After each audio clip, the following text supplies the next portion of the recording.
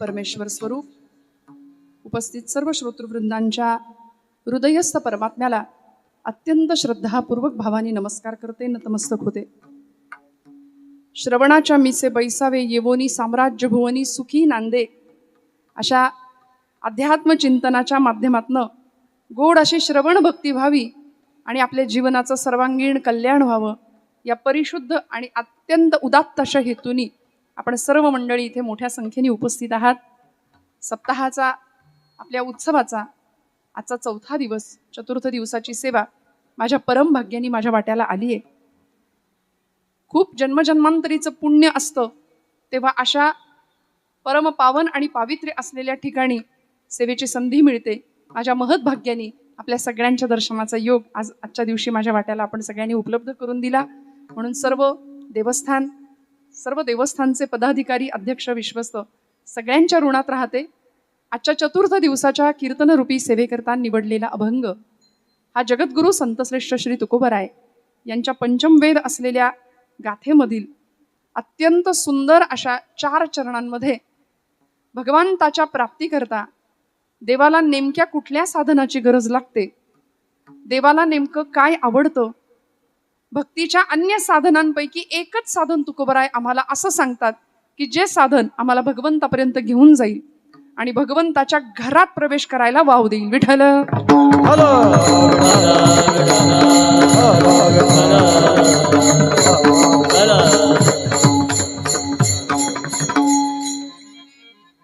पंचेचाळीसाव्या वर्षातला यंदाचा उत्सव आहे. सुवर्ण महोत्सवी वर्षाकडे वाटचाल आहे. मला असं वाटतं हे सुवर्ण महोत्सवी वर्ष येणाऱ्या 5 वर्षानंतरचं आणि त्यानंतर अशी अनेक तप व्हावीत. शेकडो वर्षांचा हा उत्सव पुढच्या पिढीकडे सुपूर्त केला जावा आणि बसायला जागा नाही पुरावी इतक्या मोठ्या प्रमाणामध्ये पुढच्या पिढीने हा भव्य स्वरूपामध्ये उत्सव दीर्घ स्वरूपामध्ये अखंड चालावा अशी कामना, अशी याचना श्री केशव गोविंद महाराजांच्या भगवंतांच्या चरणी करते. आणि माझ्या महत् भाग्याने आज अत्यंत सुंदर अशा या प्रांगणामध्ये अत्यंत सुंदर पवित्र अशा भगवंतांच्या अधिष्ठानासमोर आज कीर्तन सेवेचा योग माझ्या वाट्याला आपण सगळ्यांनी दिलाय. श्री हरिहर केशव गोविंद देवस्थान, श्री क्षेत्र बेलापूर खुर्द, मोठ्या मोठ्या महंतांनी इथे येऊन तपश्चर्या करावी. मोठ्या मोठ्या संतांच्या पदस्पर्शाने पुनीत झालेली ही भूमी. संत आलेच पण साक्षात भगवंतालाही इथं वास्तव्य करावंसं वाटलं. 3 नावांनी वास्तव्य करावंसं वाटलं. हरी सुद्धा आले, हर सुद्धा आले, केशवही आले आणि गोविंदही आले. सगळेच भगवंतांचे अंश किंवा स्वतः भगवंत इथं येऊन स्वतःचं वास्तव्य करतायत. तुमच्या माझ्यावर छत्रछाया धरली आहे. सुंदर अधिष्ठान भगवंतांनी या अमृतवाहिनी असलेल्या पुण्य पावन सलीला प्रवरेच्या काठी आपण सर्व मंडळी अत्यंत गुण्या गोविंदाने भाग्य लागतं अशा ठिकाणी जन्म मिळायला सुद्धा. धन्य भूमी पुण्य देश जेथे वैष्णवांचा वास. जन्मजन्मांतरीचं पुण्य वाट्याला असतं, भाग्यात असतं आणि ते घेऊन आलोय आपण. कर्माचं गाठोडं सगळे घेऊन आलोय की नाही. संतांच्या गाठोड्यामध्ये मोक्ष आहे. ते मोक्ष मार्गीचे सांगाती म्हटलंय. आपल्या जवळ सुद्धा गाठोडी आहेत पण आपल्या गाठोड्यात सगळं गबाळ भरलंय आपण. पण संतांच्या गाठोड्यामध्ये मोक्ष आहे आणि तो मोक्ष आयता इथं कीर्तनात मिळतो आपल्याला. येथे मोक्ष असे आयता श्रवणाची माझी. मोक्ष कुठल्या गावाला नाही मिळत, मोक्ष कीर्तनात मिळतो. म्हणून कीर्तनावर नितांत प्रेम करणारी आपण सर्व आबाल वृद्ध, माझ्या मातृतुल्य भगिनीतुल्य असलेल्या महिला वर्ग मोठ्या संख्येने आपण सगळ्या इथे उपस्थित आहात. बंधुतुल्य पितृतुल्य असलेली सर्व पुरुष मंडळी, एकदा सगळ्यांच्या चरणारविंदी कृतज्ञतापूर्वक वंदन. सगळ्यांनी आपल्यासाठी खूप मोठ्या संख्येने आपण इथे उपस्थित आहात. मागेही पुरुष मंडळी बसलेली आहेत आणि माझ्या महिला वर्गाचं तर काय सांगू, सगळ्या क्षेत्रात आम्ही पुढे आहे. सगळ्या क्षेत्रात आम्ही, इथं सुद्धा आमचे उमेदवार जास्त आहेत बघा, तुम्ही जरा आहेत की नाही. संख्येने आम्ही जास्त आहे, तसा घरात सुद्धा आमचाच आवाज असतो ना. हो म्हणा बरं. ज्यांना अनुभव आहे ते हो म्हणतील. मी म्हटलं सूर्य पूर्वेला उगवतो, काही मंडळी म्हणतात नाही ताई आमच्या घरात ती म्हणते त्या दिशेला सूर्य उगवतो. नाही का, आपण म्हणतो ना बाई तू म्हणशील ती पूर्व दिशा. म्हणून म्हटलं आज महिला वर्गाचं प्रामुख्याने मला असं वाटतं रोजच उपस्थिती असेल पण आज जरा जास्त असावी असा माझा आपला समज आहे किंवा तो आनंदाचा भाग आहे. मनापासून सगळ्यांच्या चरणारविंदी कृतज्ञतापूर्वक वंदन करते. श्री ग्रंथराज ज्ञानेश्वरी ग्रंथाचं पारायण उत्तम पद्धतीनं सुरू आहे. श्री हरिहर केशव गोविंद भगवान महात्म्याचं वाचन चालू आहे. ग्रंथाचं पारायण सुरू आहे आणि अखंड हरिनाम सप्ताह महाराष्ट्रात भरातली नामवंत कीर्तनकार मंडळी आणि या सगळ्यांच्या उपस्थितीमध्ये अत्यंत सुंदर अशा पद्धतीने चालू असलेला हा अखंड हरिनाम सप्ताह. अखंड या शब्दाला खूप महत्व आहे बरं का. अखंड आपल्या आयुष्यामध्ये सगळं खंड खंड खंड पाडून आपण उपासना करतोय. अखंड अगरवता करावी माऊली सुद्धा सांगतात. अखंडता आयुष्यामध्ये खूप महत्वाची आहे. सातत्य महत्वाची आहे. नित्य नेम नामी ते प्राणी दुर्लभ लक्ष्मी वल्लभ तया जवळी. लक्ष्मीचा वल्लभ तो केशव, तो गोविंद, तो हरी आणि तो हर कधी येतो तर म्हणाले आधी नारायणाला जवळ करा मग लक्ष्मी सोबत येते. आमचं असं झालंय आम्ही लक्ष्मीच्या मागे लागलो त्यामुळे नारायण काही आपल्या जवळ यायला तयार नाही. पण ती लक्ष्मी त्याच्या पायाशी बसलीये, त्याचं पाद संवाहन करते हे आपण विसरून जातो. त्यामुळे अत्यंत सुंदर अशा भगवंतांच्या वास्तव्यानी संतांच्या वास्तव्यानी पुनीत झालेली ही सुंदर पावन नगरी मनापासून सगळ्यांना वंदन करते. आजच्या कीर्तनरूपी सेवेला प्रारंभ करण्याआधी परम आदरणीय सतीशजी भगत यांच्या बरोबर ना माध्यमातनं आणि आमचे किशोरदादा सगळ्यांच्या माध्यमातनं ही सेवा मला प्राप्त झाली. याच गावची सुकन्या आमची सर्वेश्वरी परांजपे तिचा एक मोठा भाग आहे खरं. ती मधला दुवा होती आपल्या सगळ्यांच्या त्यामुळे सर्वेश्वरी असतील. आणि आज संवादिनीच्या साथीला असलेले परमादरणीय हरिभक्तीपरायण चंदनदादा परांजपे तेही उपस्थित आहेत. गोड अशी पखवाजाची थाप करणारी आमची ही भावंड मंडळी आहेत. एकदा टाळ्या वाजवा त्यांच्यासाठी जोरदार. मी असं म्हणते थापा बऱ्याच मारतो आपण. मारता ना तुम्ही? थापा मारायला काय लागतं? पण थाप अशी असते ही पखवाजावरची मृदंगावरची की जी देवाला डोलायला भाग पाडते. आणि भगवान भोलेनाथांचं हे आवडतं वाद्य आहे. मृत आहे अंग ज्याचे असा तो मृदंग म्हटलंय. निर्जीव चांबडा आहे पण भजनात डोलतंय. पुढचं बोलायला लागेल का? म्हणजे ते निर्जीव असून भजनात डोलतं. आपलं काय? आपण व्यवस्थित पायाच्या मस्तकाच्या केसापासून पायाच्या नखापर्यंत सुंदर नरदेह भगवंतांनी आपल्याला दिलाय. आणि त्या नरदेहाचं सार्थक करायचं असेल तर देवे दिला देह भजना गोमटा. देवानी भजनासाठीच देह दिलाय. पण आमचं असं आहे भजनापेक्षा भोजनाकडे जरा जास्त रुची आहे आमची. म्हणून आपल्याकडे म्हण आहे भजनाला 8 आणि भोजनाला 60. आत्म्याची भूक जर भागवायची असेल तर भजनाशिवाय पर्याय नाही. देहाच्या भुकेचं साधन भोजन दिलंय ते आम्ही करतोच, त्याच्याशिवाय आम्हाला जमत नाही. पण भजनाशिवाय आम्ही राहू शकतो. भोजनाशिवाय राहू शकतो का? लागतच ना रोज 2 टाइम 3 टाइम. तसं भजन सुद्धा अखंड व्हावं. आणि ज्ञानोबराय म्हणतात देखे मनुष्यजात सकळ स्वभावतः भजनशील. माणूस प्राणी जन्मताच स्वभावतःच भजनशील आहे. आम्ही भजन प्रियच माणसं असली पाहिजेत. करत नाही हा विषय वेगळा आहे.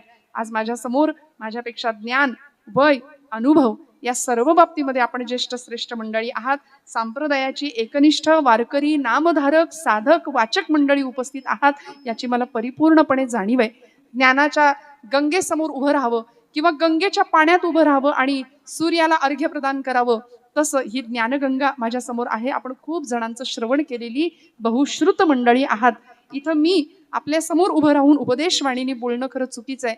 म्हणून खूप कळतं म्हणून नाही, आपल्या आशीर्वादाने काही कळावं म्हणून कीर्तन करते. माझ्या सर्व माता भगिनी सर्व पितृतुल्य असलेला बंधुवर्ग पुरुषवर्ग सगळ्यांना विनम्र वंदन करते.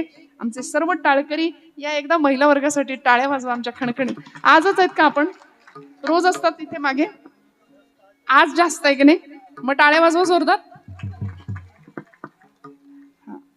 म्हणजे ते भजनी मंडळ आहे बहुतेक इथलं, हो ना? वा वा. त्यामुळे म्हणून म्हटलं आज आमचाच दिवस आहे असं समजा. आणि आज महाराष्ट्रभरामध्ये अनेक ठिकाणी, मला माहिती नाही इकडचं वातावरण, पण अनेक ठिकाणी महिलांनी कीर्तन करावं की नाही यावर अजून चर्चा सुरू आहेत, वादंग सुरू आहेत, मतभेद सुरू आहेत, विवाद सुरू आहेत. पण अशा ठिकाणी आज भगवंतांच्या या अत्यंत परमपावन ठिकाणी आपण माझी नियुक्ती केली किंवा आपण आज मला प्राचारण केलं आणि आपल्या सगळ्यांच्या दर्शनाचा योग माझ्या वाट्याला आणून दिला. विणेकरी सर्व टाळकरी महाराज मंडळी सर्व गायक मंडळी सगळ्यांना विनम्र भावानी वंदन करून सेवेला प्रारंभ. विठ्ठल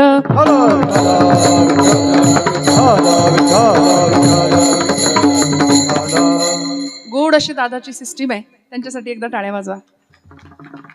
मी पांढरी 2 काळी 2 म्हणता म्हणता काळी 1 ला उतरले. माझ्या आवाजाची कंडिशन बरी नाही. माझं यंत्र हे आवाजाचं थोडंसं जरा आज आजारी आहे, त्यामुळे तुमच्यावर आज सगळी भिजतंय आणि तुम्ही छान व्यवस्थित सिस्टीम आता दिली आहे मला. मनापासून सगळ्यांना नमस्कार करून आपण अभंग चिंतनाला सुरुवात करूया. अभंग तुकोबरायांचा आहे. 4 चरणांचा अभंग आहे. 2 चरण असणाऱ्यांसाठी दिलाय, कारण 4 पायाच्या प्राण्याला त्याचा काही उपयोगच नाही. अभंग दिलाय आपल्यासाठी. या नरदेहेचे ज्ञाने सच्चिदानंद पदवी घेणे, एवढा अधिकार नारायणे कृपावलोकने दिधला. धन्य धन्य हा नरदेहो, येथील अपूर्वता पहा हो. जो जो की जे परमार्थला हो, तो पावे सिद्धी ते. परमार्थ उत्तम घडू शकतो या नरदेहानीच. म्हणून सकल देहा माझी पहा हो नाथ भागवत. अति दुर्लभ मनुष्य देहो, याची या प्राप्तीचा संभव तो अभिप्रावो अति दुर्लभ. नाथ भागवतामध्ये नाथांनी, माऊलींनी, समर्थांनी दासबोधामध्ये नरदेहाचं महात्म्य अत्यंत सुंदर पद्धतीने पटवून दिलं. आणि आम्ही मनुष्य म्हणून यावेळी जन्माला आलोय. 84 लक्ष योनी मात्रांमध्ये जीवनाचं खरं सत्य काय आहे भगवंतांनी सांगितलं. वासांसी जीर्णानि यथा विहाय नवाणी गृह्णाति नरोपराणि, तथा शरीराणि विहाय जीर्णान्याति संयानि नवानि देहि. जैसे जीर्ण वस्त्र सांडीजे मग नूतन वेढीजे, तैसे देहांतराते स्वीकारिजे चैतन्यनाथे. त्यामुळे हा जीव वेगवेगळ्या वस्त्रांना धारण करतोय, या देहाला धारण करतोय. पण मुक्तीच्या टप्प्यावर पोहोचलेले संत आहेत. मागील या जन्मा मुक्त झालो असं ज्ञानोबराय हरिपाठात सांगतात. आम्हाला इथे येण्याची वास्तविक गरज नाही, पण आले कशाला? येथे उपकारासाठी, येथे उपकारासाठी, येथे उपकारासाठी, येथे उपकारासाठी आले घरच्या वैकुंठी, आले घरच्या वैकुंठी, येथे उपकारासाठी.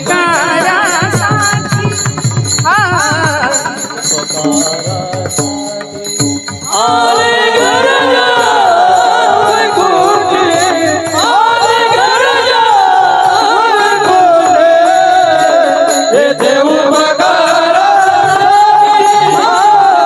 येथे उपकारासाठी.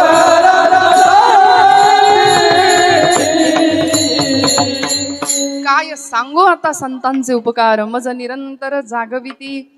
उपकार करायला आले तुमच्या माझ्यावर. का? कारण प्रवाह पतीत झालेला मनुष्य जीव बघवत नाही. आईचं हृदय होतं म्हणून बुडते हे जन, न देखवे डोळा येतो कळवळा म्हणून या. आईची हृदयाची संकल्पना किंवा भावना. म्हणून ज्ञानोबरायांनी सुद्धा विश्वाचे आर्त माझ्या मनी प्रकाशले, अवघेची झाले देह ब्रह्म. सगळ्या जगाचं दुःख स्वतःच्या हृदयात घेतलं आणि सगळ्या जगाचं कल्याण चिंतन केलं. आज तुमचं माझं कल्याण व्हावं या एका उद्देशाने संतांनी, खरं तर देवानीच प्रत्येक कुळात संत म्हणून जन्म घेतला. देवते संत, देवते संत, निमित्त त्या प्रतिमा. देवच आला संत म्हणून प्रत्येक कुळामध्ये. आणि भाग्य लागतं महाराष्ट्रासारख्या भूमीमध्ये जन्म घ्यायला. ही देवभूमी आहे, भारताचीच भूमी देवभूमी आहे. अध्यात्म हे या भूमीचं काळीज आहे. मी नेहमी हे विधान करते, ज्या भूमीचं काळीजच अध्यात्म आहे अशा भूमीत आपण राहतोय. या भूमीने कुरुक्षेत्र घडलेलं पाहिलंय. या भूमीमध्ये गोपाल कृष्णांनी पार्थो वत्स सुधीर भोक्ता दुग्धम गीतामृतम महत् सर्वोपनिषदो गावो दोग्धा गोपाल नंदनम असं म्हणून उपनिषदांचं सगळं अर्क तत्वज्ञान गीतारूपी अमृत अर्जुनाला दिलं. आणि ज्यावेळी आपलीच माणसं समोर पाहिली त्यावेळी अर्जुनाची अवस्था झाली होती, सिदंती मम गात्राणी मुखंच परिशुष्यती. माझा घासा कोरडा झाला देवा, माझ्या हातापायात अवसान निघून गेलं देवा, मी लढूच शकत नाही, हातातली शस्त्र गळून पडली भगवंता.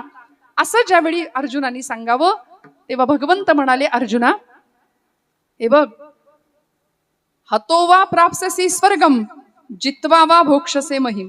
रणांगणावर धारा तीर्थी पतन पावलास तर स्वर्गात पोचशील आणि जिंकला तर राज्य तुझं आहे.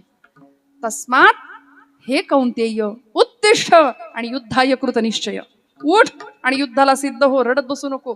अर्जुन म्हणाला, देवा ही सगळी माझी माणसं आहेत. द्रोणाचार्य, कृपाचार्य, आमचे आजोबा आहेत, पितामह भीष्माचार्य, ही सगळी मंडळी माझी माणसं आहेत, ही भावंड माझी आहेत. भगवंत एक वाक्य म्हणाले होते. भगवंत म्हणाले, अर्जुना नीट बघ, ही जर तुझी असती ना तर तुझ्या बाजूला उभी राहिली असती. ही तुझ्या समोर उभी आहेत. ही जर तुझी आहेत तर तुझ्या समोर का उभी आहेत? तुझ्या बाजूला असली पाहिजेत ना. आणि आजही परिस्थिती अशीच आहे. जुन्या काळी दूरदर्शनवर एक गाणं लागायचं बातम्यांच्या आधी की नंतर, मला आठवत नाही, जुन्या माणसांना आठवेल. आमची माती आमची, आहे की नाही, चालीस तुम्हाला माहितीये. मला तेव्हापासून खरंच कळलं, बरोबर आहे म्हटलं, आमची माती आमचीच माणसं करतायत. नाही कळलं का? आमची माती आमचीच माणसं करतायत. पूर्वापार चालत आलेला इतिहास आहे. फितुरीचा रोग फार राष्ट्रघातकी, वैभवाचं लोळविते साथ फाटकी. फाटकी साथ असल्यानंतर ज्याला करायचंय असा माणूस सुद्धा काही करू शकेना. आज अशी परिस्थिती झाली. आमचीच माणसं आमची वाट लावायला निघाली. सावरकर म्हणायचे, मला हिंदू धर्मीयांची भीती नाहीये, हिंदुत्व जागृत करण्याकरता मला ख्रिश्चनांची भीती नाही, मला मुस्लिमांची भीती नाहीये, मला भीती आहे ती हिंदू द्वेष्ट हिंदूंचीच. कारण आमचीच माणसं आमचा घात करतायत. आपापल्या घात कर, आपापल्या घात कर. शत्रू झालो मी दावेदार, शत्रू झालो मी दावेदार. तो कृपेचा सागर, तू तव कृपेचा सागर.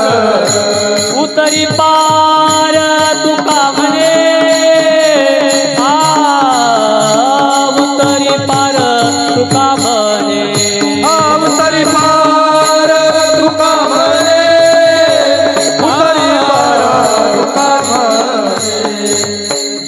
वा वा, गोड प्रमाण, चौकडा प्रमाण सध्या दुर्मिळ झालंय. अत्यंत सुंदर पद्धतीने संतांनी आम्हाला आमच्या उद्धाराचा मार्ग सांगून दिलाय. आमची माणसं आमचा घात करतायत, शिवाय आपणच आपला घात करतोय. आपल्या घाताला आपण कारण आहे. परमार्थ मार्गातला सगळ्यात मोठा अडसर जर कुठला असेल तर आमच्या ठिकाणी असणारी अहंता, अहंकार आमच्या परमार्थातला खूप मोठा अडसर आहे, खूप मोठा. यदादित्य गतं तेजो जगत भासयते किलम यच्चंद्रमसी यच्चाग्नो तत्तेजो विद्यमाम. इतकं त्या भगवंताचं सामर्थ्य आहे. तुझी या सत्तेने वेदासी बोलणे, तुझी या सत्तेने सूर्यासी चालणे, तुझी या सत्ते. असा समर्थ असलेला, ब्रह्मांडाचा धनी असलेला परमात्मा, त्याचं सर्व व्यापकत्व, त्याचं सर्व शक्तिमानत्व, त्याची सर्वज्ञता, त्याची ताकद आम्ही लक्षातच घ्यायला तयार नाही. म्हणून अहंता आणि ममता या दोन गोष्टींनी आमचा घात केला. अहंता म्हणजे मी आणि ममता म्हणजे माझं, मी माझं, मी माझं. लहान लेकरू सुद्धा थोडं कळायला लागलं की ते मी आणि माझं करायला सुरुवात करतं. बरोबर आहे ना? त्यामुळे ही अहंता आमचा घात करते. मानसाची देव चालवी अहंता, मीच एक करता म्हणून या वृक्षाची ही पाने हले त्याची सत्ता. राहिली अहंता मग कुठे. कशाला अहंकार करायचा?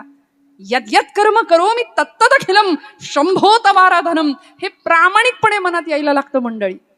तेव्हा भगवंताची कृपा लागते आणि तेव्हा आपल्या भूमीमध्ये, अशा भूमीत आपल्याला जन्म मिळतो की ज्या भूमीत पवित्र कुळ पावन तो देश, पवित्र कुळ पावन तो देश, पवित्र कुळ पावन तो देश, पवित्र कुळ पावन तो देश. जेथे हरिजनाचा जन्म घेते, जेथे हरिजनाचा जन्म घेते, कर्म धर्म त्यांचा झाला नारायण, कर्म धर्म त्यांचा झाला नारायण. जेथे हरिजनाचा जन्म घेते, जेथे हरिजनाचा जन्म घेते, कर्म धर्म त्यांचा झाला नारायण, कर्म धर्म त्यांचा झाला नारायण.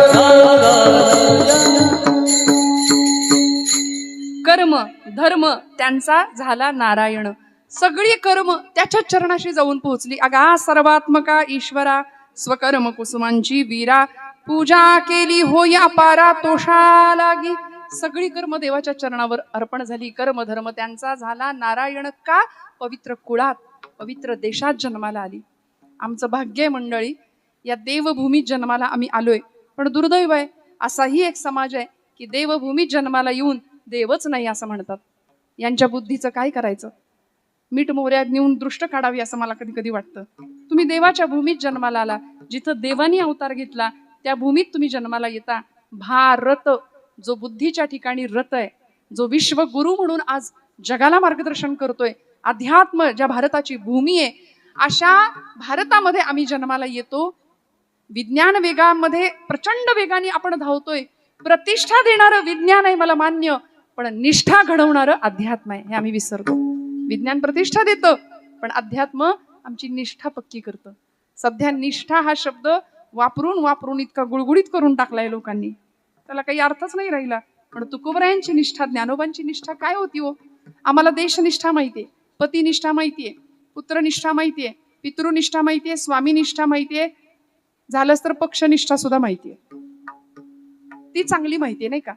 माणसं उभं राहतात बोलायला, आज मी तुम्हाला पक्षनिष्ठेविषयी सांगतो, तुमचा कितवा पक्ष असं विचारावं लागतं. ही निष्ठा यांची.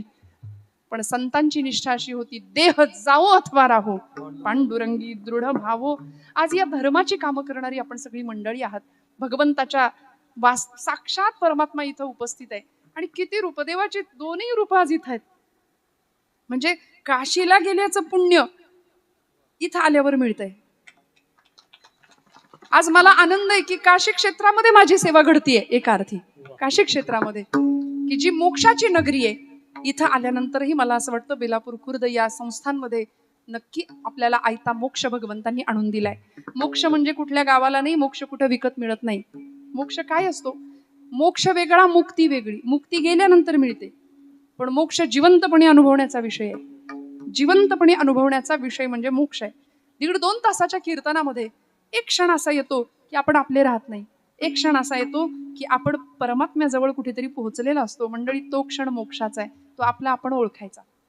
अंतःकरण, हृदय गाभारा बनतं आणि देव त्या गाभाऱ्यात येऊन बसतो. हा क्षण मोक्षाचा आहे. त्यामुळे आपण भाग्यवान आहोत, संतांच्या भूमीमध्ये आपण आहोत. तुकोबरायांनी परमात्म्याला प्राप्त करण्याकरता, महाराज म्हणतात, देवाला काय आवडतं याचा विचार आम्ही जास्त केला. आमच्या बाबतीत थोडं वेगळं आहे. आम्हाला काय आवडतं अशी भक्ती करतो. जपजाप्य करतोय, तीर्थयात्रा करतो, दान धर्म करतो, व्रतवैकल्य करतो, संत समागम सगळं आम्ही करतोय. पण भक्तीचं जे फळ मिळायला पाहिजे, ते भक्तीचं फळ काही केले आम्हाला मिळत. आवाज सगळ्यांना येतोय माझा? मागे दादा अजून थोडं मला हलकं करणं, थोडं प्रेशर येते गळ्यावर. विठ्ठल विठ्ठल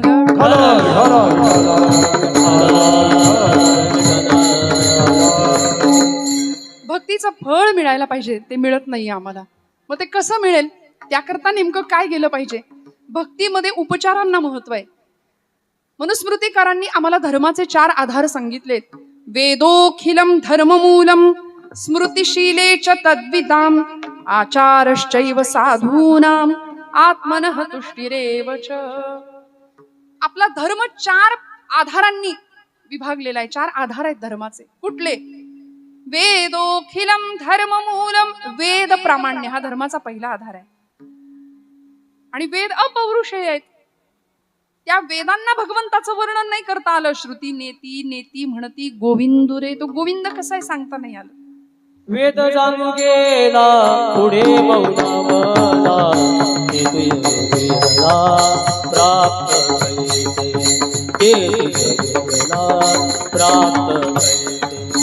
वेद जाणू गेला पुढे मौनावला, जे गोया तुझाला प्राप्त कैसे, जे गोया तुझाला प्राप्त कैसे.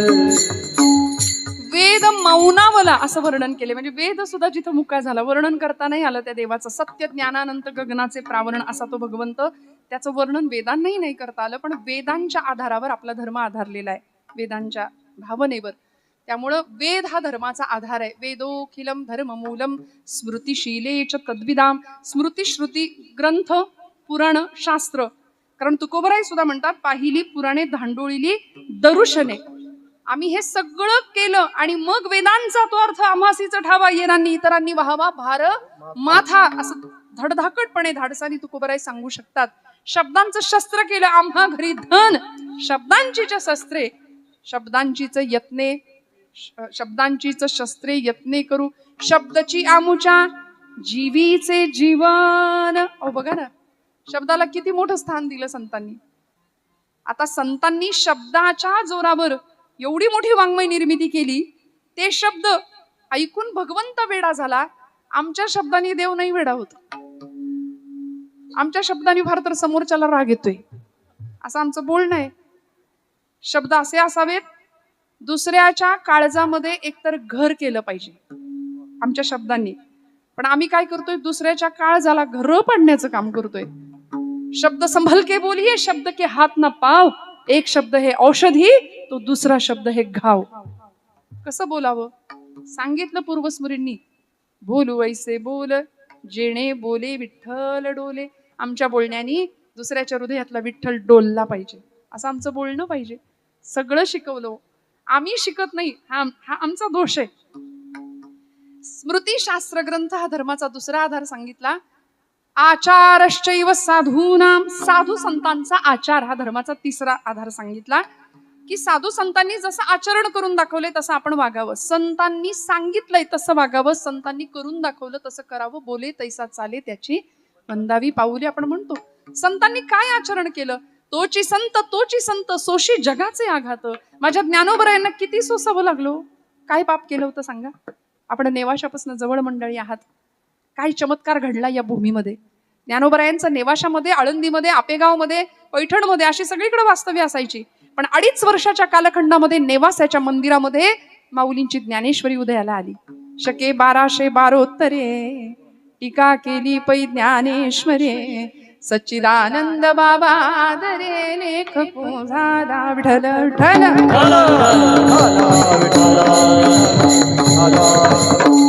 2.5 वर्ष ज्ञानेश्वरीचं लिखाण चालू आहे. बाबाजी पंत थावऱ्यांचं प्रेत उठवलं ज्ञानोबरायांनी. चमत्कार झाला या नेवाशाच्या प्रवरेतीरी, या नेवाशाच्या भूमीमध्ये. बाबाजी पंत थावऱ्यांचं नामकरण माऊलींनी केलं. उठ सच्चिदानंदा, तुला जाता येणार नाही. सच्चिद आनंद स्वरूप असलेला तू आत्मा आहे. आणि लिहून घेतली ज्ञानेश्वरी. 9033 ओव्यांचा हा यज्ञ ज्ञानोबरायांनी या नेवाशाच्या भूमीमध्ये मांडला. त्या पैस खांबाला पाठ दिली ज्ञानोबरायांनी. काय भाग्य त्या खांबाचं सुद्धा. त्या खांबाला माऊलींनी पाठ दिली.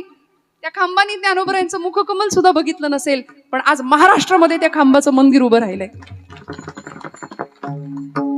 ज्या एका पशुच्या मस्तकावर ज्ञानोबराय हात ठेवतात, त्याला अमृत ऊर्जा देतात, त्याच्या मुखातनं ऋग्वेदाच्या ऋचा वदवून घेतात, त्या पशुची सुद्धा समाधी या महाराष्ट्रामध्ये आहे. मग मला सांगा, एका खांबाचं मंदिर उभं राहतं, एका पशुचं मंदिर उभं राहतं रेड्याचं. आपला उद्धार नाही व्हायचा का ज्ञानेश्वरीला हात लावल्यावर? आपला उद्धार झाला पाहिजे. आपला उद्धार होणार, निश्चित होणार. मला असं वाटतंय की आपण बेलापूरच्या सगळ्या माता भगिनी, माझ्या सगळ्या माता किंवा आपण सर्व रोज एक 300 ओव्या ज्ञानेश्वरीच्या वाचता. तर नेवाशी आपल्यापासून जवळ आहे. माऊलींची ज्ञानेश्वरी इथं प्रकट झाली.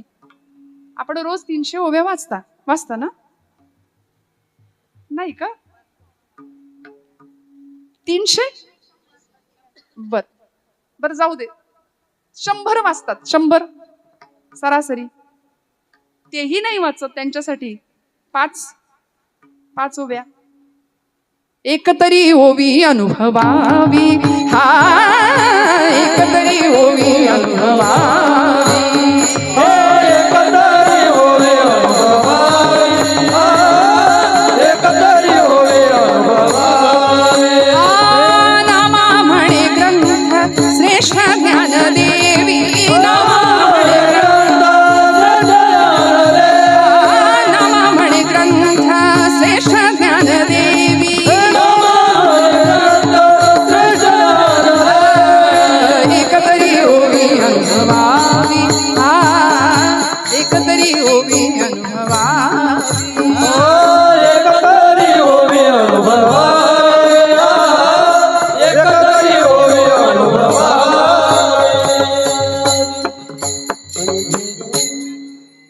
लागतो, देवाला उपचार काय लागतो, देवासाठी काय करायचं असतं, संतांनी जे केलं ते करायचंय. म्हणून आचारश्चैव साधूनाम, साधू संतांचा आचार, यामध्ये कुठलीही शंका नको, मनामध्ये कुठलाही बुद्धीचा भेद नको. आज आम्ही अशी माणसं आहे, नको तिथं संशय मात्र घेतोय. या पैस खांबाबद्दल मी मुद्दाम सांगून जाईन आपल्याला. पैस खांबाचं मंदिर उभं केलं सोनोपंत मामा दांडेकर, धुंडा महाराज देगलूरकर या मंडळींनी. म्हणजे देगलूरकर महाराज पायाभरणीला उपस्थित होते आणि सोनोपंत मामा कलशारोहणाला उपस्थित होते. खरं तर दोघांनाही दोन्ही वेळी बोलवलं होतं, पण धुंडा महाराज त्यांच्या भाषणात एकदा मिश्किलपणे म्हणाले होते, बरोबर आहे म्हणले, पाया भरण्यासाठी धोंडाच लागतो. आणि कलशारोहणासाठी मामा आले होते, त्यामुळे म्हणले कलशारोहणाला सोनच लागतं. विठ्ठल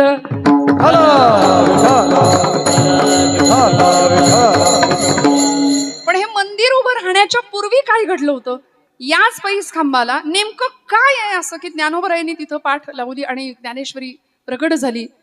हा यज्ञ निर्माण झाला 9033 ओव्यांचा, अर्जुन विषाद योगापासून ते मोक्ष संन्यास योगापर्यंत इतकं सुंदर अस्खलित मराठी भाषेचं देशिकारलेणं इथं प्रगट झालं. आणि भारतीय किंवा महाराष्ट्राच्या सारस्वतानी महाराष्ट्र संस्कृतीच्या देवघरात ज्ञानेश्वरी ठेवली. परवरीच्या ठिकाणी जन्माला आलेला हा भाषेचा यज्ञ, 56 भाषेचा केला से गौरव, भवारणवी नाव उभारिली, हे सामर्थ्य ज्या ज्ञानोबरायांचं, ती ही भूमी. मग मला सांगा, लोकांनी त्या खांबाच्या बद्दल संशय व्यक्त केला होता. म्हणले नेमकं असं काय आहे, म्हणून उकरायला सुरुवात केली होती. लोकांनी खणलं. मी सांगते, आमचा बुद्धीचा वाद कुठं निर्माण होतो बघा. बुद्धिवादी त्यांनाच म्हणायचं ज्यांना बुद्धी आहे की नाही याबद्दल वाद आहे, ते बुद्धिवादी. ज्यांना बुद्धी आहे की नाही त्याबद्दलच वाद असतो. फार संशय, फार तर्क मध्ये आणायचे, भावनेच्या पातळीवर शून्यता असते यांची. यांनी पैस खांब उकरायला सुरुवात केली, खणकाम चालू केलं, मूळच लागेना, खांब सापडेना. शेवट कुठं आहे खांबाचा? शेवटी ऐका, कथा असं सांगते, तिथून रक्त यायला लागलं, तेव्हा ते खणणं थांबवलंय. आणि मग आज आपण तो डामडौल पाहतोय. आज याही ठिकाणी परमेश्वरानी, आपण 2 खांबांमध्ये भगवंतांना पाहतो, एकामध्ये शिवांना पाहतो आणि एकामध्ये विष्णूंना पाहतो. हरिहरा नाही भेद, ही अत्यंत सुंदर ऐक्याची भावना या भूमीमध्ये मंडळी पाहायला मिळते महाराष्ट्रात. शैव पंथ असू दे, वैष्णव पंथ असू दे, मला असं वाटतं बेलापूरला या आणि काय असतं हरिहराचं एकत्व, अभेदत्व, ते एकदा येऊन या मंदिराचं दर्शन घ्या आणि या भगवंताला एकदा पहा डोळे भरून. मग आपल्याला कळेल की जो भगवंत, पहिली वारी त्यांनी तिकडे गेली, कुठे? आदिदेव महादेव सब देवन का बाबा भोलेनाथ त्याला म्हणतात. तो आदी देव आहे, देव आदी आहे. आमचे गुरुजी म्हणायचे देव आदी आणि आपण सगळे नादी. देव आदी आणि आपण, तुम्हीच म्हणताय, कुठल्या ना कुठल्या नादात अडकलेली आपण मंडळी, नाही का? तो छंद कसा असावा माहितीये का? देव आदी देव आहेत, भगवंताला भेटायला गेले. जगातले पहिले वारकरी आहेत भोलेनाथ, जगातले पहिली वारी भोलेनाथांनी केली आणि विथ फॅमिली, सहकुटुंब सहपरिवार गेले होते. उभ्या जोडोनी हात, उभ्या जोडोनी हात, त्रिशूळ डमरू घेऊन, त्रिशूळ डमरू घेऊन आला गिरिजेचा कांत. उभ्या जोडोनी हात, उभ्या जोडोनी हात, त्रिशूळ डमरू घेऊन, त्रिशूळ डमरू घेऊन आला गिरिजेचा कांत. या प्रमाणासाठी टाळी वाजवा एकदा खणखणीत.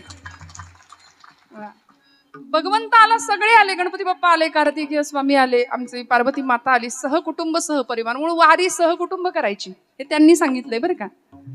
अगदीच आता घरात कुणी विचारेना म्हणून वारीला नाही जायचं, सगळ्यांनी आनंदाने जायचं वारीला. त्रिशूळ डमरू घेऊन आला गिरिजेचा कांत. आले ना पंढरपुरात महादेव, आणि महादेवांनी पंढरपुरात आगमन केल्याबरोबर परिस्थिती अशी होती की देव तिष्ठत उभा आहे विटेवर, सगळ्यांची वाट बघत. सगळे आले, विठू माझा लेकुरवाळा.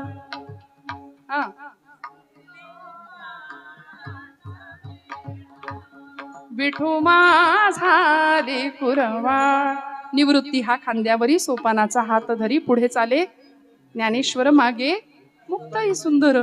असा देव निवृत्ती नारायणांना खांद्यावर घेतलंय, ज्ञानोबरायांना हाताशी घेतलंय. सगळे देवांना लेकुरवाळा आहे देव, माऊली म्हणतो आपण त्याला.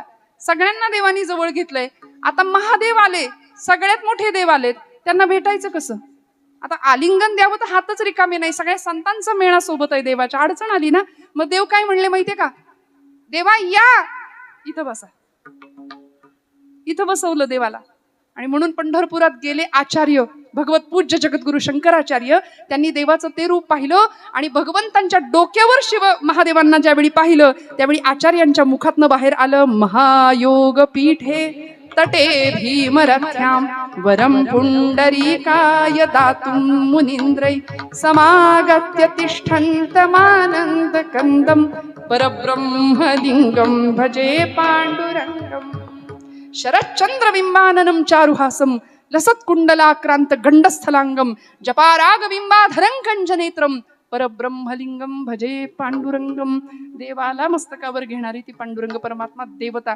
म्हणून हरिहरांमध्ये भेद नंतरच्या लोकांनी केला, आम्ही करायचं काही कारण नाही. हे दोनही देव या बेलापूरच्या भूमीमध्ये आज वास्तव्य करू नयेत, हे आमच्या सगळ्यांचं भाग्य आहे मंडळी.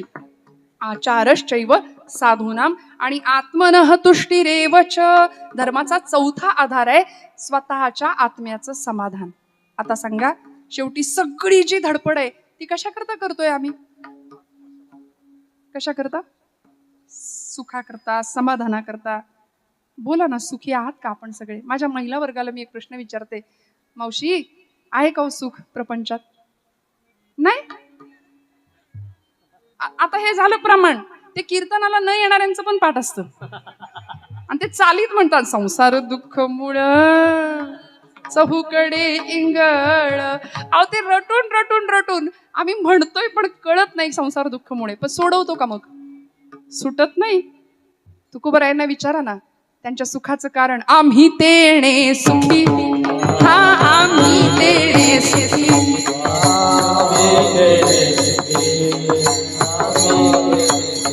म्हणा विठ्ठल विठ्ठल मुखे, म्हणा विठ्ठल विठ्ठल मुखे, म्हणा विठ्ठल मुखे, म्हणा विठ्ठल विठ्ठल मुखे, म्हणा विठ्ठल विठ्ठल मुखे, म्हणा विठ्ठल विठ्ठल मुखे. घड्याळ पळतंय माझं. आम्ही तेडे सुखी पहा म्हणा विठ्ठल विठ्ठल मुखी. तुकोबरायांना विचारलं, महाराज इतकं सगळी परिस्थिती आहे तुमची प्रतिकूल, म्हणजे प्रपंचाचे अक्षरशः 18 विश्व दारिद्र्य असं वर्णन केलं जातं तुमच्या. आम्ही सदैव सुडके जवळी येता चोर ही धाके, ही परिस्थिती तुमची, तरी सुद्धा महाराज तुम्ही सुखी कसे काय? महाराज उत्तर देतात, तेणे आम्ही सुखी, म्हणा विठ्ठल विठ्ठल मुखी. त्यामुळं देवाला काही लागत नाही. देवाला उपचारांमधलं सगळ्यात मोठं साधन काय महत्वाचं लागतं याचं उत्तर देतात अभंगाच्या प्रथम चरणामध्ये. अवघ्या उपचार, अवघ्या उपचार, अवघ्या उपचार, अवघ्या उपचार, अवघ्या उपचार, अवघ्या उपचार, अवघ्या उपचार, अवघ्या उपचार,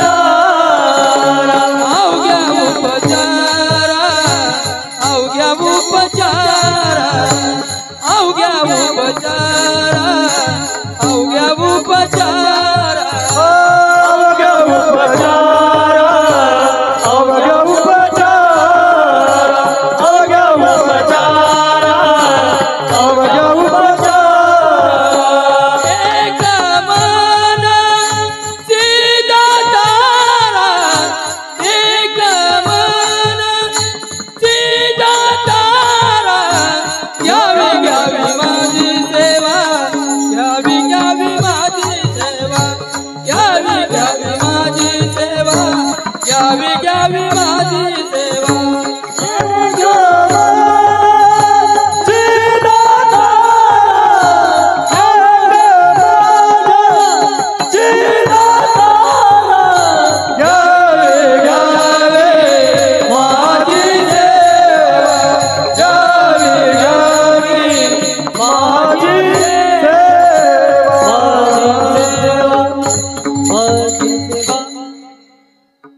अवघ्या उपचारा एक मनची दातारा, घ्यावी घ्यावी माझी सेवा, दीन दुर्बळाची देवा. तुकोबरायांनी सिद्धांत मांडला. देवासमोर कितीही नेऊन होता तुम्ही तुमची श्रीमंती, तुमचं सामर्थ्य, तुमचं वैभव, तुमचं कुळ, वाटेल त्या गोष्टी देवाला दिल्या तरी देव त्याच्याकडे बघतही नाही. देव काय बघतो? तुमच्या अंतःकरणातली भावना, मनाची अवस्था काय आहे ते पाहतो. आता तुम्ही सगळे मनाने कीर्तनात बसलाय का? काही जण असे करतात. नाही, नुसत्या देहाची उपस्थिती आहे, बरोबर आहे ना, मनाची उपस्थिती नाही. मन कितीही केलं तरी ऐकत नाही. मन ऐकतच नाही. आई वडिलांच्या तक्रारी असतात बघा, पोरग माझं ऐकतच नाही, दिवसातनं 10 वेळा आई म्हणते, कार्ट ऐकतच नाही, कार्ट ऐकतच नाही. म्हणलं बहिरा आहे का हो? म्हणले बहिरा नाही, कान आहेत, पण कान असून ऐकत नाही. नाथांनी पण आमच्या मनाच्या बाबतीत हाच विचार मांडला. नाही ऐकिले हरी कीर्तन, नाही ऐकिले हरी कीर्तन, नाही ऐकिले हरी कीर्तन, नाही ऐकिले हरी कीर्तन, नाही केले पुराण श्रवण, नाही केले पुराण श्रवण, नाही वेद शास्त्र पठण, नाही वेद शास्त्र पठण, गर्भी बहिरा झालो त्या गुणे, गर्भी बहिरा झालो त्या गुणे, बहिरा झालो या जगी, बहिरा झालो या जगी, बहिरा झालो या जगी, बहिरा झालो या जगी. माता माऊली पाचारिता, माता माऊली पाचारिता, माता माऊली पाचारिता, माता माऊली पाचारिता, शब्द नाही दिला मागुता, शब्द नाही दिला मागुता, शब्द नाही दिला मागुता, शब्द नाही दिला मागुता, बहिरा झालो नरदेही येता, बहिरा झालो नरदेही येता, बहिरा झालो नरदेही येता, बहिरा झालो नरदेही येता, एका जनार्दनी शरण आता, एका जनार्दनी शरण आता, बहिरा झालो या जगी, बहिरा झालो या जगी.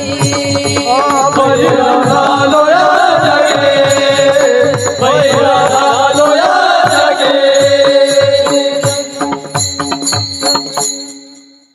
सगळं आहे जवळ, कान दिलेत भगवंतांनी, पण ऐकण्याची इच्छा नाहीये. जे ऐकायला पाहिजे ते आम्ही ऐकत नाही. तुकोबराय म्हणले, तुम्ही ऐका रे कान, माझ्या विठोबाचे गुण मना, तेथे धाव घेई राही विठोबाचे पायी. डोळे तुम्ही घ्या रे सुख पहा विठ्ठलाचे, आणि घेई घेई. वा वा, माझं अर्ध कीर्तन तुम्ही केलं. विठ्ठल विठ्ठल. या बा. मग हे असं अशा पद्धतीने आमचं अध्यात्म इतकं सुलभ करून संतांनी आम्हाला दिलंय. तुकोबराय सोपं सांगतात, काही उपाध्या गरजेच्या नाहीयेत. अवघ्या उपचारा, सगळे उपचार एक वेळ बाजूला ठेवले तरी चालेल, पण सगळ्या उपचारांमध्ये सगळ्यात महत्वाचा उपचार काय लागतो देवाला? एक मनची दातारा. त्याला दातार म्हटलंय. दातारा म्हणजे देणारा. त्यांनी दिलंय. काय काय दिलं? देवानी सगळं दिलंय, सगळं दिलं.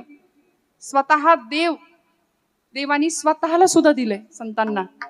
आज पंचायतन पूजेमधली एक देवता किंवा पंचपूजा, आपल्याला पंचायतन पूजा आचार्य जगद्गुरूंनी आपल्याला दिलेली आहे. आपल्या मंदिरामध्ये, आपल्या देवघरामध्ये पंचायतन पूजेमध्ये सगळ्यात पहिली देवता आहे, जागेत ना सगळे, गणपती बाप्पा. मग दुसरी देवता, पंचायतन पूजेमधली दुसरी देवता शिव, शक्ती, विष्णू. आणि मग 5वी देवता आहे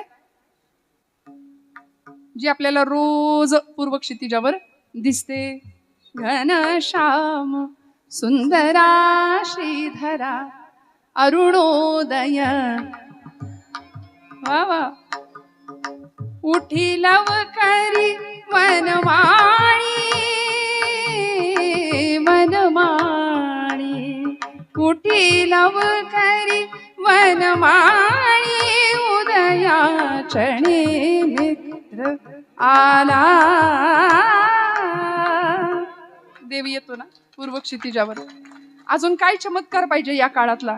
आमच्या एखाद्या तरुण मुलांनी किंवा आमच्या तरुण भावंडांनी एखादा प्रश्न विचारला ना, ताई काय देव देव देव देव कीर्तनात करता, देव काही प्रत्यक्ष दर्शन देत नाही. म्हटलं बाबा, आज प्रत्यक्ष दर्शन देणारी देवता आदित्य नारायण आहे अवकाशामध्ये. फक्त ते बघायला उठावं लागतं लवकर.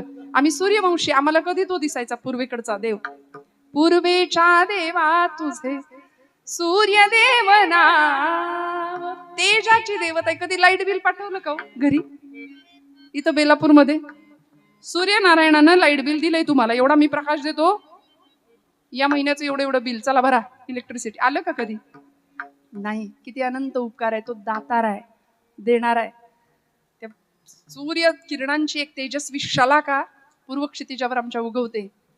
इथंच आमचा धर्म आम्हाला शिकवतो. भगवा रंग आकाशामध्ये उगवतो, उदित होतो. आज भगव्याचा अनेकांना त्रास होतोय ना, नको म्हणतात, भगवा हटावचे नारे घुमतात. कुणीतरी एक मुलगी मुंबऱ्यात उभी राहते, कैसे हराया असं करत ती म्हणते मुंबरा सगळा हिरवा करून टाकायचंय. म्हटलं बाई, सगळं हिरवं नंतर करा, भगवा हटवण्याच्या गोष्टी नंतर करा. तुमच्यात हिंमत असेल तर पूर्व क्षितिजावरचा भगवा हटवून दाखवा, मग बाकीच्या गोष्टी करूया. रोज आमच्या क्षितिजावर भगव्या रंगाचा एक अत्यंत सुंदर सोहळा होतो, आणि हीच भगवी पताका, हाच भगवा रंग आमच्या संप्रदायाने मोठा मानला. आमच्या धर्माचा तो रंग ठरला, जो त्यागाची शिकवण देतो, जो बलिदानाची शिकवण देतो, जो शौर्य शिकवतो, जो धैर्य शिकवतो. त्यामुळे अशा संतांनी ज्याचं रक्षण केलं तो धर्म आम्हाला शिकवतोय की आता संतांच्या मार्गाने चला. संतांनी अनुसरलेल्या मार्गालाच आम्ही धर्म असं म्हटलंय. आणि तुकोबराय हेच सांगतात की बाकीचे उपचार सगळे बाजूला ठेवूया आणि भगवंताला काही नाही दिलं तरी चालतं, पण एक मनची दातारा, त्याला मन अर्पण करावं लागतं. मने सहित वाचा काया, मने सहित वाचा, मने सहित वाचा काया, मने सहित वाचा काया, मने सहित वाचा काया, मने सहित वाचा काया, मने सहित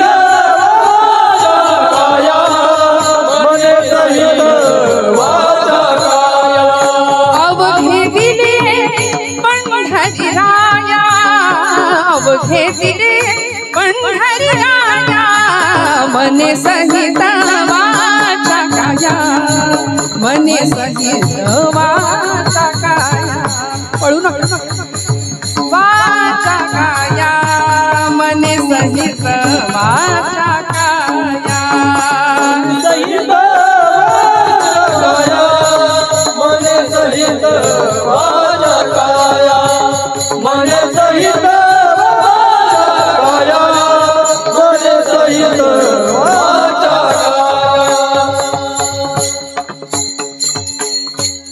देवाला काय द्यावं लागतं? मने सहित वाचा काया, मने सहित वाचा काया, अवघे दिले पंढरीराया,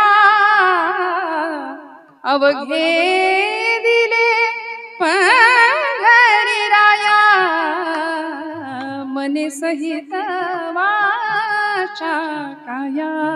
देवाला मन द्यायचं, देवाला वाणी देऊन टाकायची. वाणी म्हणजे काय? जे काही बोलू ते देवाशीच बोलू आणि देवाचंच बोलू. देवाशी आणि देवाचं फरक आहे. आणि काया म्हणजे देह, देवाला देऊन टाकायचा. एक मनची दातारा आमचा असं आहे, सगळं जातं पण मन जात नाही देवाकडं. कारण आमचं मन इतकं नष्ट भ्रष्ट कुलिष्ट झालंय, ते सगळीकडे धावतं पण इथं येत नाही.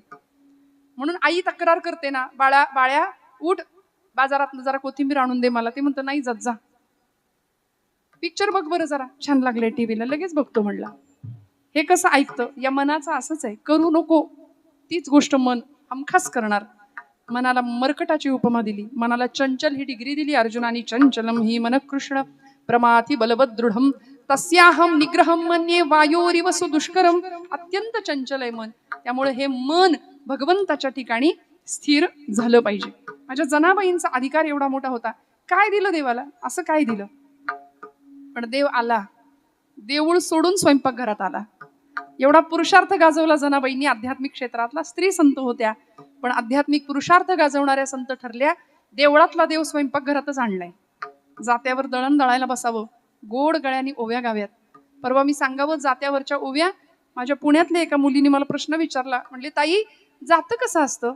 म्हटलं जातं आणि त्या जात्यावर कसं बसायचं? म्हणलं बाई जात्यावर नसतं बसायचं, जात्याच्या शेजारी बसायचं, खुंट्याला हात लावायचा, मस्त पाय पसरायचा, खणखणीत आवाजात ओवी गायची. ती म्हणली ताई माझ्याकडं ओवी म्हणायला येईल मला, पण माझ्याकडे जातं नाही. म्हटलं मिक्सरवर म्हण. जातच कशाला पाहिजे? जातं काही तानपुऱ्यासारखं वाजत होतं का? पण पूर्वजांचं शहाणपण आम्हाला स्वीकारता येतं. मिक्सरवर म्हणूया, ओवी म्हणायला काय लागतं? आता आमच्या माता भगिनी बघा किती गोड गातात. घाल ना. सुंदर माझं जात ग फिरते बहुत. बोला आपण प्रॅक्टिसची माणसं आहे, जरा थांबा. इकडे इकडे, हा मोठ्याने. सुंदर माझं जात ग फिरते बहुत. बोला. बहुतेक किंवा बहुत पाठभेद आहे. मागच्या मंडळी सुद्धा महिला वर्ग. बरं असं नाही की महिला वर्ग मग तुम्ही म्हणायचं नाही, तुम्हाला काही जातं नाही आणून देणार आम्ही. सगळ्यांनी म्हणायचं सुंदर माझे जाते ग फिरते बहुतेक. म्हणा.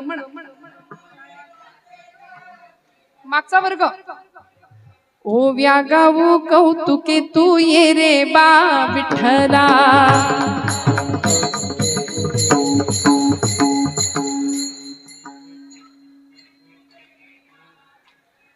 ये रे बा विठ्ठला. वा वा. ये रे बा विठ्ठला. ये रे बा विठ्ठला तू ये रे बा विठ्ठला. ओ ये रे बा विठ्ठला तू ये रे बा विठ्ठला.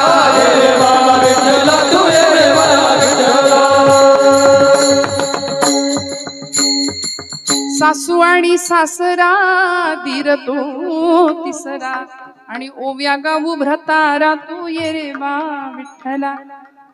एकदम महिला वर्गासाठी टाळ्या वाजवा आमच्या. म्हणून म्हटलं सगळीकडे आमचा आवाज आहे. किती गोड गायलं बघा ना. तुमचा आवाज काही आलाच नाही, काही म्हणा तुम्ही. म्हणून म्हटलं पण अत्यंत गोड आवाजामध्ये आपण सगळ्यांनी सुंदर साथ दिली. जनाबाईंनी अशीच ओवी गावी आणि देवाला बोलवावं. देवानी यावं आणि सांगावं मीही होतो एकला करमेना मुळी मला. ए जने अगं तू बोलवलंस म्हणून आलो बर का. आरसा मला गे दिधला तुझी यादिठीन. सख्या पांडुरंगा आलास का रे बाबा? हात तुझा लागला रे जात झालं हलक हलक.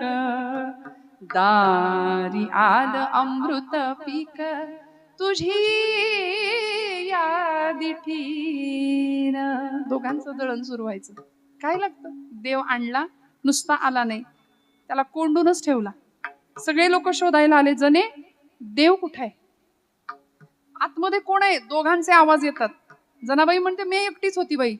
सकाळी सकाळी दळण दळलं, पीठ चोपड्यात भरलं, दरवाजा उघडला. ही माणसं पंढरपुरातली. जने आतमध्ये कोण आहे? 100 माणसांनी 2 आवाज ऐकलेत आणि तू म्हणते मी एकटीच आहे. खरं सांगा आतमध्ये कोण आहे? जनाबाई म्हणतात पाटील माझ्या बोलण्यावर विश्वास नाही तुमचा, सांगते पांडुरंग आलाय. पांडुरंग तुझ्या झोपडीत कशापायी आलाय ग? तिनं सांगावं जोंधळ्याच्या भाकरीची चवलई न्यारी. पंढरीचा राणा येतो जनाईच्या दारी म्हणून आलाय. वाग वाजने तुझ्या झोपडीत पांडुरंग यायला बसलाय. आम्हाला दिसत नाही, तुला दिसतो. असा लपवून तरी कुठं ठेवलाय? तिने सांगावं हृदयाचा बंदी खाना केला. हृदयाचा बंदी खाना केला. हृदयाचा बंदी खाना केला. हृदयाचा बंदी खाना केला.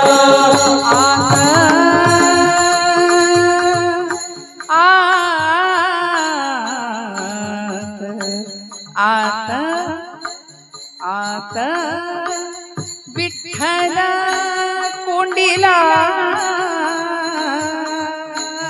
आत विठ्ठल कोंडीला बंदीखाना केला, हृदयाचा बंदीखाना केला. हृदयाचा बंदीखाना केला, हृदयाचा बंदीखाना केला. गळा बांधून या दोर, त्याला इतका करकचून बांधला म्हणाली. मग जनाबाईंनी बांधला, यशोदा मातेनी बांधला होता. सगळ्यात पहिल्यांदा यशोदा मातेनी बांधला होता. काही नाही लागलं त्याला बांधायला.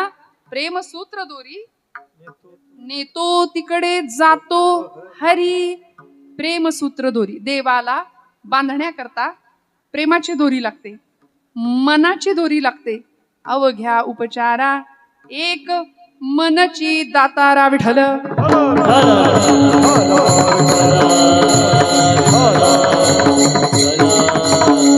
आणि तो दातार आहे ना, तो द्यायला बसलाय, तो देतो, तो बांधला जातो. सुष्टांनी बांधलं, दुष्टांनी त्याला बांधलं. यशोदेनी बांधलं, जनाबाईंनी बांधलं, तो बांधला गेला. अजून कुणी बांधायचा प्रयत्न केला त्याला? त्याला दुर्योधनाने पण बांधायचा प्रयत्न केला होता. शिष्टाई करता गेले होते, हस्तिनापूरच्या सभागृहात उभे होते आणि दरबारात सांगत होते, दुर्योधना, पांडवांना काही देऊ नको, 5 गावं मावतील एवढी जमीन दे, युद्ध नको. ऐकायला तयार नाही. तो म्हणला, कृष्णा, अरे 5 गावं काय, सुईच्या टोकावर मावेल एवढं साम्राज्य किंवा एवढी जागा सुद्धा पांडवांना मिळू देणार नाही. काय करायचं ते कर. खूप समजावून सांगितलं. उलट या प्रसंगामध्ये देवालाच बांधण्याचा प्रयत्न केला होता दुर्योधनाने, पण देव बांधला गेला नाही. देव भक्तांकडून बांधला गेला. अवघ्या उपचारा एक मनची दातारा. तुकोबराय म्हणतात, तुका म्हणे मज अवघे तुझे नाम, धूप दीप रामकृष्ण हरी. कासयाने पूजा करू केशी राजा. मी तुझी पूजा कशानं करू देवा, सांग ना. तुझी पूजा मी नामाने बांधतो. मला तुझ्या पूजेकरता माझ्याकडे साधन नाही, माझ्याकडे उपचार नाही, पण माझं मन मी तुला देऊन टाकले. अवघ्या उपचारा एक मनची दातारा. देव दातार आहे, देव देणार आहे. त्याचं औदार्य माऊलींनी सांगितलं. ऐका, ज्ञान वैराग्य ऐश्वर्य यशश्री औदार्य हे साही गुणवर्य वसती जेथ. तो उदारांचा राणा आहे. देव उदार देता न म्हणे. थोडेफार द्यायला तो थोडंफार म्हणतच नाही, तो द्यायलाच बसलाय. इतकं देतो किती. जे वांछिले ते तू दिले कल्पद्रुमा.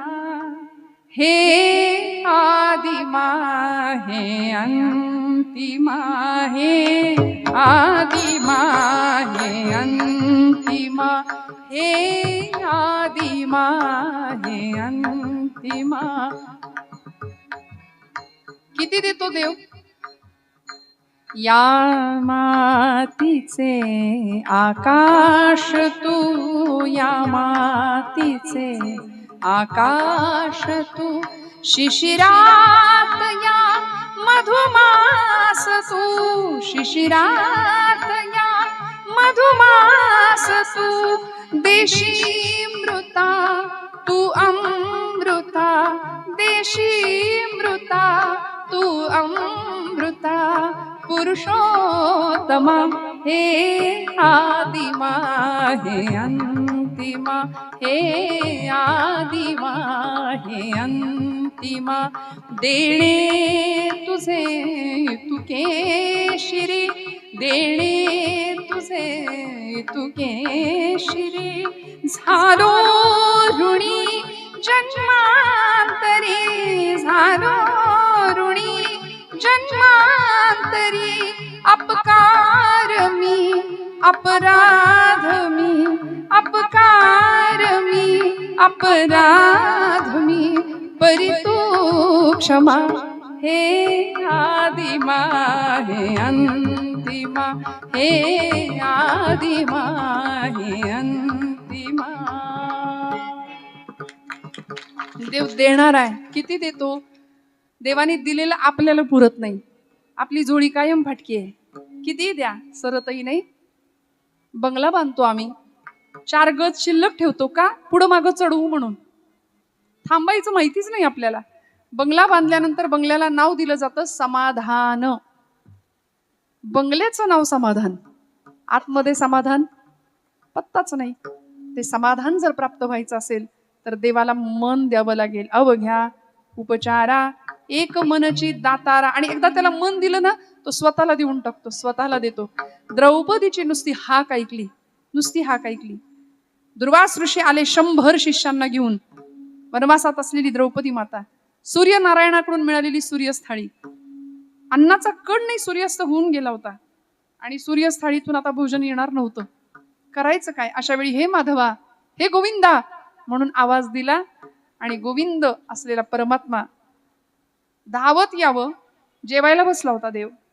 जेवायला बसलेले भगवंत ताट तसंच, हातातला घास तसाच खाली ठेवून निघाले आणि द्रौपदीला म्हणले, द्रौपदी भूक लागली, जेवत्या ताटावरनं उठून आलोय, जेवायला वाढ म्हणले मला. द्रौपदी म्हणली, आखरीतच मांडतोयस आता इथं मला इथं काही नाही. दुर्वास ऋषी आले शिष्यांना घेऊन म्हणून मी तुझी आठवण केली, तर तू म्हणतो जेवायला वाढ. देवा कसं रे व्हायचं? भगवंतांनी तिच्या त्या सूर्यस्थाळीतलं छोटंसं भाताचं शीत किंवा भाजीचं पान जेवून तृप्तीचा ढेकर दिला. सगळं परब्रह्म, सगळं ब्रह्मांड तृप्त झालं.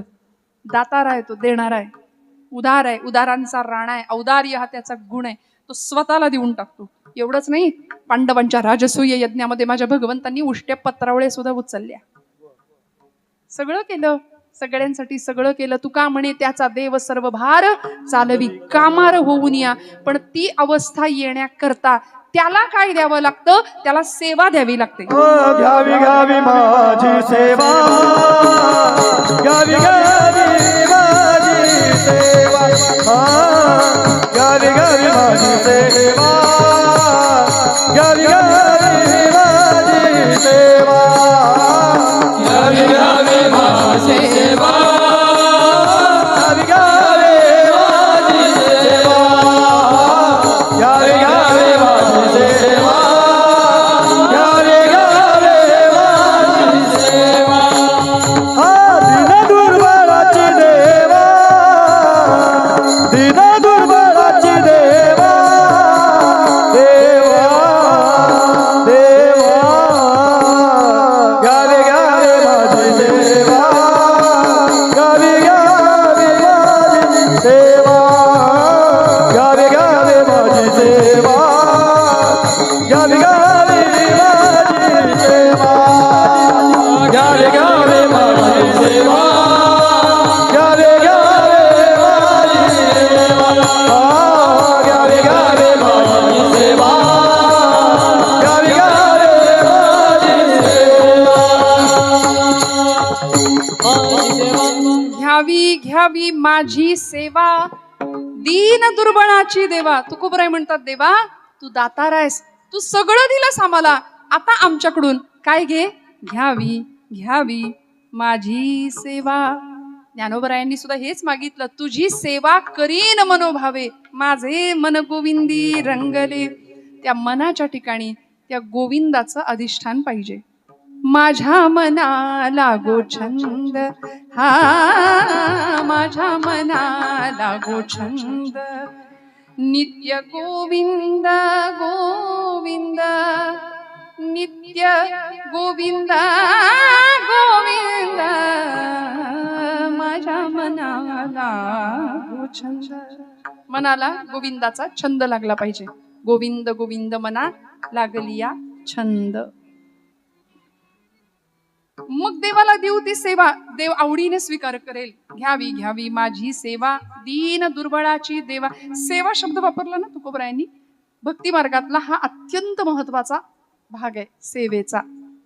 आम्ही सगळं पाहिजे असतं आम्हाला, पण मिशनपेक्षा कमिशनला जरा जास्त महत्व देतो आम्ही. सेवेपेक्षा मेवा किती मिळतोय याच्याकडे आमचं जरा जास्त लक्ष असतं, नाही का? खरं सांगू का, अशा उत्सवांमध्ये अर्चन भक्ती जो करतो ना प्रामाणिकपणे, या सेवेला अनन्यसाधारण महत्व आहे. इथं साध्यातलं साधं काम, ताडपत्र्या उचलणं असू दे, बैठक व्यवस्था घालणं उठणं, ही माणसं पुढे पुढे येत नाहीत बघा, फार येत नाहीत, मागे मागे राहतात, पण सेवा मात्र प्रामाणिक करतात. देवाची कृपा त्यांच्यावर जास्त राहते. पडद्यामागचे खरे कलाकार असतात, नाही का? इथलं साध्यातलं साधं काम. म्हणून मी म्हणते, जी सेवा करू ना त्याची दखल माऊली घेतात, त्याची दखल केशव गोविंद भगवान घेतो. हे आपण डोक्यात पक्क ठेवूया. आपल्या सेवेची दखल देव घेतो. बरं, सेवा करताना देवाच्या घरात जायचंय आपल्याला, देवाच्या घरात आपल्याला जायचंय.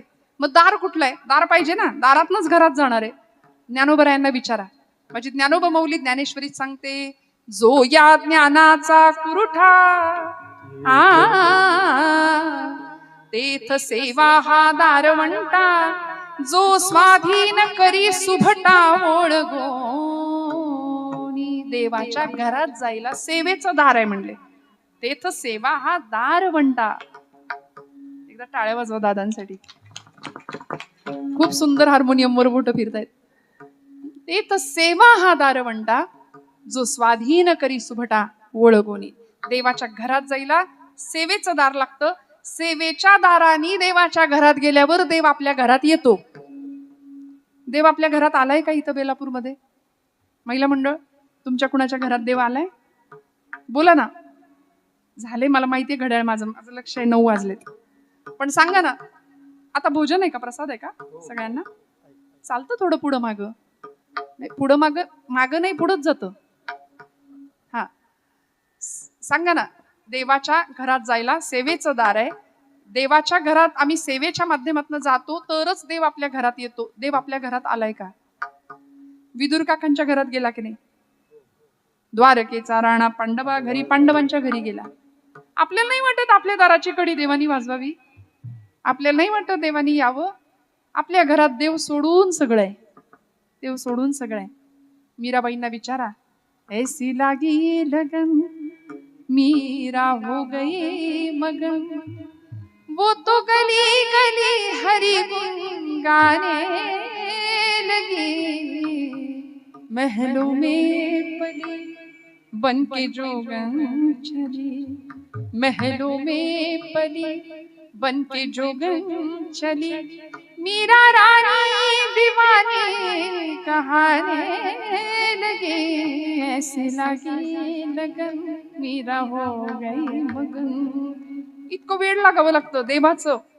श्वासासाठी जेवढी तळमळ होते ना, तेवढी देवाच्या भेटीसाठी तळमळ व्हावी लागते. तेव्हा देव घरात येतो. नाहीतर आपल्या घरात देव येत. आम्ही असे बांधावर उभे राहतो आपल्या शेताच्या, आणि येणाऱ्या पाहुण्याला म्हणतो, ते झाड दिसतंय, तिथं तो डोंगर दिसतोय का, तिथपर्यंतच सगळं माझं. ती धरणी माता आपल्यावर हसते. ती म्हणते, बाई गो, याचा आजा सुद्धा हेच म्हणत होता, हे माझं आहे म्हणून. याचा पणजा सुद्धा हेच म्हणत होता, आजा गेला, पणजा मेला, बाप मसणा गेला, देखत देखत ना तू पण तू तोही तैसा झाला. ती धरणी माता आपल्यावर हसते. आमच्या पुण्यात मी एक परवा गाडी बघितली. मोठी गाडी होती. गाडीचं नाव नाही सांगत जाऊ दे, कुणाची होती तेही नाही सांगत जाऊ दे. पण त्या गाडीच्या मागे लिहिलं होतं, भाऊंशी वाकडं स्मशानात लाकडं. म्हणलं, बाई गो, आता हे भाऊ ही गाडी घेऊन वर जाणार वाटतं. कशाचा हव्यास आम्ही करतो? लाख कमाओ हीरा चांदी सोना मोती, लेकिन कफन को कभी जेब नहीं होती. काही नाही नेता येत. मग देवाकडे जाताना कसं जायचं असतं माहितीये? याचक म्हणून जायचं, योजक म्हणून नाही. योजना आणि याचना 2 शब्दात फरक आहे. अर्जुनही गेला होता आणि दुर्योधनही गेला होता. कशाला? युद्धाला मदत मागायला. देव झोपले होते. एक योजक बनून गेला होता आणि एक याचक बनून गेला होता. देव उठून बसले आणि सांगितलं, बोला कुणाला काय पाहिजे? दोघंही म्हणले, आम्हाला युद्धात मदत पाहिजे तुझी. भगवंत म्हणले, मी मदत करणार. माझ्या मदतीचे 2 भाग केलेत मी. एका बाजूला मी एकटा उभा राहणार, मी हातात शस्त्र धरणार नाही. न धरी शस्त्र करी मी गोष्टी सांगेन युक्तीच्या 4 चांगल्या युक्तीच्या गोष्टी तुम्हाला सांगेन. मी हातात शस्त्र धरणार नाही, मी युद्ध करणार नाही, कारण मला युद्धच करता येत नाही. मी गुरु राखणारा माणूस आहे बाबा लहानपणी. देव म्हणजे काही साधं सुद्धा काम आहे? मी गोपाळ आहे, मी गाई गुरु राखली आहेत, मी गोविंद आहे. मी नाही इथं तुम्हाला काही मदत करू शकत. मग एका बाजूला माझी नारायणी सेना आहे सगळी. बोला तुम्हाला काय हवंय? माझी सेना हवी आहे का मी हवंय? दुर्योधन तयार होता. तो म्हणला, तुला घेऊन काय करू? तू गोष्टी सांगणार तिथं काही पंगत वाढायची तुझ्या गोष्टी ऐकायला? मला नको तुझ्या गोष्टी, मला तुझं सैन्य दे. ती नारायणी सेना घेतली दुर्योधनाने. अर्जुनाला देव विचारतायत, देऊ का? अर्जुन म्हणले, झालंय माझ्या मनासारखं, अजिबात घटना दुरुस्ती काही करू नका, देऊन टाका. ती घेतलं. दुर्योधन आनंदाच्या भरात निघून गेला आणि अर्जुनाला देवानी थोडस व्यंग कुत्सितपणे विचारलं, चिडवलं. म्हणले, अरे वेड्या, तुला संधी दिली होती, तू सैन्य का नाही घेतलं? मला घेऊन काय मिळणार? मी हा असा गुरु राखणार आहे, लहानपणी गायी सांभाळल्या, मला नाही बाबा युद्ध करता येत. अर्जुन हुशार होता, भक्त होता. ज्याच्या रंध्रात असं म्हणतात ज्याच्या केसातनं कृष्ण नामाचा ध्वनी येत होता, इतका परम पावन पवित्र भक्त होता, सख्य भक्तीचा आदर्श उदाहरण. देवाने अर्जुनाला सांगितलं, अर्जुना अरे हार निश्चित है तेरी, हार निश्चित है तेरी, हरदम रहेगा तू उदास. अरे माखन तो दुर्योधन ले गया, केवळ छास बची तेरे पास. घेऊन गेला सैन्य, काय उपयोग तुझा, तुला संधी दिली होती, तू मागितलं नाही. माखन तो दुर्योधन ले गया, केवळ छास बची तेरे पास. अर्जुन हुशार होता, हसला आणि म्हणाला, माधव जीत निश्चित है मेरी, जीत निश्चित है मेरी, दास नहीं हो सकता उदास. जीत निश्चित है मेरी, दास नहीं हो सकता उदास. अरे माखन लेकर क्या करूं जब माखन चोर है मेरे पास. क्या बात. माझ्याजवळ देव आहे, परमात्मा आहे, सर्वस्व आहे माझं माझ्याजवळ. मला काय पाहिजे भगवंताजवळ, फक्त माझी सेवा देवा तू घे. घ्यावी घ्यावी माझी सेवा दीन दुर्बळाची. तुकोबाराय स्वतःला दीन म्हणवून घेतात आणि स्वतःला दीन म्हणायला खूप मोठं मन असावं लागतं. सध्या प्रत्येकाला सत्ता संपत्ती नाही का मोठेपण मिरवायचंय, पण स्वतःला दीन आणि स्वतःला दुर्बळ म्हणून घ्यायला तेवढी अनन्य भक्ती भगवंताच्या जवळ असावी लागते. तदर्पिता खिला चारता तद्विस्मरणे परमम व्याकुलता, ही भक्तीची व्याख्या देवर्षी नारद सांगतात भक्तिसूत्रामध्ये. इतकं दीन व्हावं देवाच्या जवळ, वाटेल तिथे नाही वाकायचं, देवाच्या जवळ वाकावं वाकावं. पण तेच तुकोबाराय धर्माचे पालन करणे पाखंड खंडन शिकवतात. मऊ लोण्याहुनी आम्ही विष्णुदास कठीण वज्रास भेदवायचे, हाही धर्म सांगतात. त्यामुळे देवाला मात्र सांगतात, मी दीन आहे, दुर्बळ आहे, माझी सेवा तू मान्य करून घे. आणि मी तुला काय देणार आहे, तुला जे आवडतं तेच तुला देणार आहे. आणि तुला काय आवडतं, तुला तुझं नाम आवडतं. दोन्ही हातांनी टाळी, मुखानी नाम. विठोबा रखू माझी, विठोबा रखू माई. टाळी वाजवा, भजन करा. विठोबा रखू माई, विठोबा रखू माई. जय जय जय विठोबा रखू माई, विठोबा रखू माई. जय जय जय विठोबा रखू माई. जय जय जय जय जय जय विठोबा रखू माई. जय जय जय जय जय विठोबा रखू माई. विठोबा रखू माई.